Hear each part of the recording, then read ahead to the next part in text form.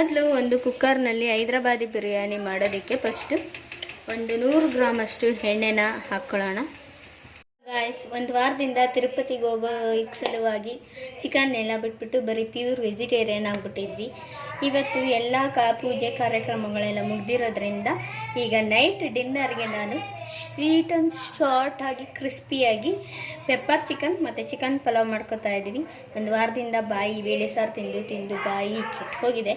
ಅದಕ್ಕೋಸ್ಕರ ಸ್ವಲ್ಪ ಡಿಫ್ರೆಂಟಾಗಿ ಹೈದ್ರಾಬಾದ್ ಚಿಕನ್ ಬಿರಿಯಾನಿ ಮತ್ತು ಪೆಪ್ಪರ್ ಚಿಕನ್ ಮಾಡ್ತಾಯಿದ್ದೀನಿ. ಬನ್ನಿ ಹೇಗೆ ಮಾಡೋದು.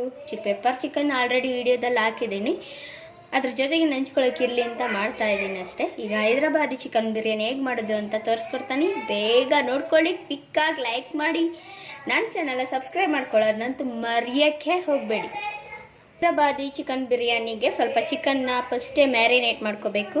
ಅದಕ್ಕೆ ಮೊದಲಿಗೆ ಶುಂಠಿ ಬೆಳ್ಳುಳ್ಳಿ ಪೇಸ್ಟು, ಇದು ಬಿರಿಯಾನಿ ಮಸಾಲೆಗೆ ಅಂತಲೇ ನಾನು ತಯಾರಿಸಿದಂಥ ಬಿರಿಯಾನಿ ಮಸಾಲೆ ಪೇಸ್ಟು, ಇದನ್ನು 1 ಸ್ಪೂನ್ ಆ್ಯಡ್ ಮಾಡ್ಕೋತಾ ಇದ್ದೀನಿ.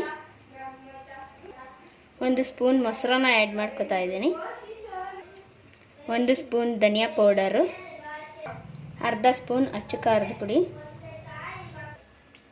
ಒಂದು ಸ್ವಲ್ಪ ಕಸ್ತೂರಿ ಮೇಥಿ ಸೊಪ್ಪನ್ನ ತಗೊಂಡು ಈಗ ಎಲ್ಲನೂ ನೀಟಾಗಿ ಮಿಕ್ಸ್ ಮಾಡಿ ಮ್ಯಾರಿನೇಟ್ ಮಾಡೋಣ 10 ನಿಮಿಷ.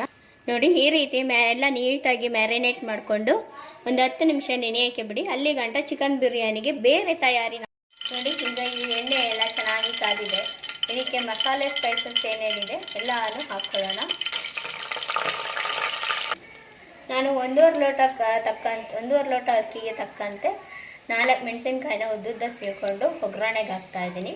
ನಿಮಗೆ ಖಾರ ಎಷ್ಟು ತಿಂತೀರೋ ಅದನ್ನು ತಕ್ಕಾಗೆ ಯೋಚನೆ ಮಾಡಿಕೊಂಡು ನೀವು ಖಾರ ಹಾಕ್ಕೊಳ್ಳಿ. 2 ಈರುಳ್ಳಿನ ಉದ್ದುದ್ದ ಸೀಳ್ಕೊಂಡಿದ್ದೀನಿ. ಇದನ್ನು ಎಣ್ಣೆಯಲ್ಲಿ ನೀಟಾಗಿ ಬಾಡೋಕ್ಕೆ ಫ್ರೈ ಮಾಡಬೇಕು.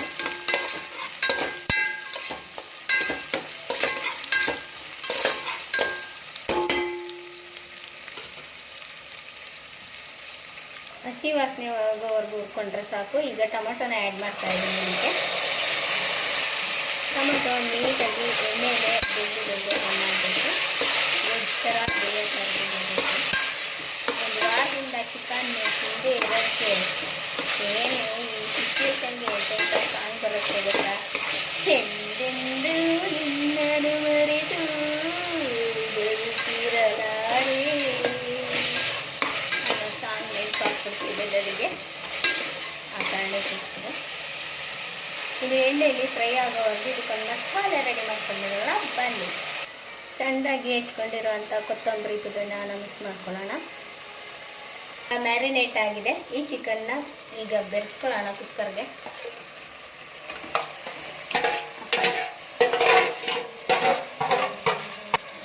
ಈಗ ಇದನ್ನು ನೀಟಾಗಿ ಮಿಕ್ಸ್ ಮಾಡ್ಕೊಳ್ಳಿ.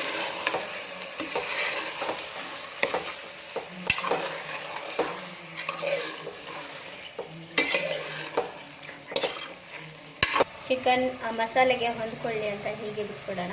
ಒಂದು 5 ನಿಮಿಷ ಬೆಂದು ಎಣ್ಣೆ ಬಿಟ್ಕೊಳ್ಳೋಂಗಾದ್ಮೇಲೆ ಅಕ್ಕಿ ಮಿಕ್ಸ್ ಮಾಡಿ ಕುಕ್ಕರ್ ಲಿಡ್ಡ ಕ್ಲೋಸ್ ಮಾಡಿ ಬಿರಿಯಾನಿ ಆಯಿತು ಅಂತ ನೋಡಿ. ಚಿಕನ್ ಇದರಲ್ಲಿ ಚೆನ್ನಾಗಿ ಬೆಂದು ಎಣ್ಣೆ ಎಲ್ಲ ಬರ್ತಾ ಇದೆ ತೇಲು.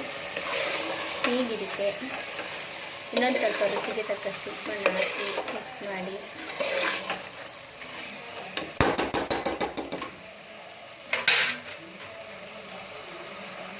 ರುಚಿಗೆ ತಕ್ಕಷ್ಟು ಉಪ್ಪನ್ನು ಆ್ಯಡ್ ಮಾಡಿದ್ದೀನಿ. 1.5 ಲೋಟ ಅಕ್ಕಿಗೆ ತಕ್ಕಂತೆ 3 ಲೋಟ ನೀರನ್ನು ತಗೋತಾ ಇದ್ದೀನಿ. ನೀರೀಗ ಚೆನ್ನಾಗಿ ಕುದಿ ಬರ್ತಿದೆ. ಟೇಸ್ಟ್ ಎಲ್ಲ ಕರೆಕ್ಟಾಗಿದೆ. ಅರೋಮಾನೆ 3 ಮನೆಗೆ ಹೋಗೋಷ್ಟು ಪರಿಮಳ ಬರ್ತಾ ಇದೆ. ಒಂದ್ಸತಿ ಮನೇಲಿ ಇದನ್ನು ಟ್ರೈ ಮಾಡಿ. ಈಗ ಅಕ್ಕಿ ಮಿಕ್ಸ್ ಮಾಡ್ಕೊಳ್ಳೋಣ.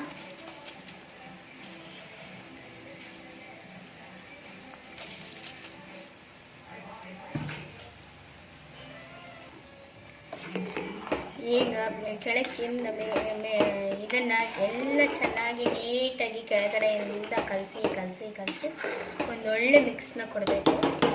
ಇದನ್ನು ಕುಕ್ಕರ್ಗಿಂತ ಬೋಸಲ್ಲಿ ಮಾಡಿದ್ರೆ ಕಡಾಯಲ್ಲಿ ಮಾಡಿದ್ರೆ ಇನ್ನೂ ಟೇಸ್ಟ್ ಚೆನ್ನಾಗಿ ಬರುತ್ತೆ. ಬಟ್ ಇವತ್ತು ನೈಟ್ ಡಿನ್ನರ್ ಆಗಿರೋದ್ರಿಂದ ಅಷ್ಟು ಟೈಮ್ ಇರಲಿಲ್ಲ. ನನ್ನ ಮಗ ಮಲಗಿಬಿಡ್ತಿದ್ದ.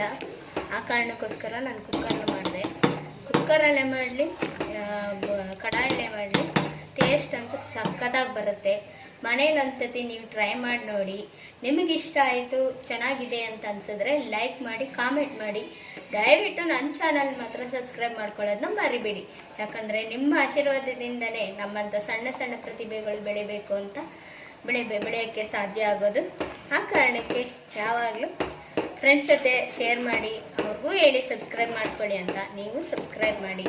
ನಿಮ್ಮ ಆಶೀರ್ವಾದನೇ ನಮ್ಮ ಬೆಳವಣಿಗೆಗೆ ಮೆಟ್ಟಿಲುಗಳು. Thanks for watching. ಇದಕ್ಕೆ ಕುಕ್ಕರ್ ಲಿಡ್ನ ಕ್ಲೋಸ್ ಮಾಡಿ ಒಂದು 2 ವಿಜಿಲಷ್ಟು ಕೂಗಿಸ್ಕೊಳ್ಳೋಣ. ನೋಡಿ ಎಷ್ಟು ಘಮ ಘಮ ಅಂತ, ಕ್ರಿಸ್ಪಿಯಾಗಿ ಟೇಸ್ಟಿಯಾಗಿ ಎಷ್ಟು ಘಮ ಘಮ ಅಂತಿದೆ ಗೊತ್ತಾ. ಈ ರೀತಿ chicken pulao, Hyderabadi style chicken ಪಲಾವ್ನ ನೀವು ಒಂದ್ಸತಿ ಮನೇಲಿ ಟ್ರೈ ಮಾಡಿ. ರುಚಿ ಹೇಗಿತ್ತು ಅನ್ನೋದನ್ನು ಟ್ರೈ ಮಾಡಿ ಮನೇಲಿ ಕಾಮೆಂಟ್ ಮಾಡಿ ಫ್ರೆಂಡ್ಸ್ ಜೊತೆ ಶೇರ್ ಮಾಡಿ. ನನ್ನ ಚಾನಲ್ನ ಸಬ್ಸ್ಕ್ರೈಬ್ ಮಾಡ್ಕೊಳ್ಳೋದನ್ನ ಮಾತ್ರ ಯಾವತ್ತೂ ಮರಿಬೇಡಿ. Thanks for watching.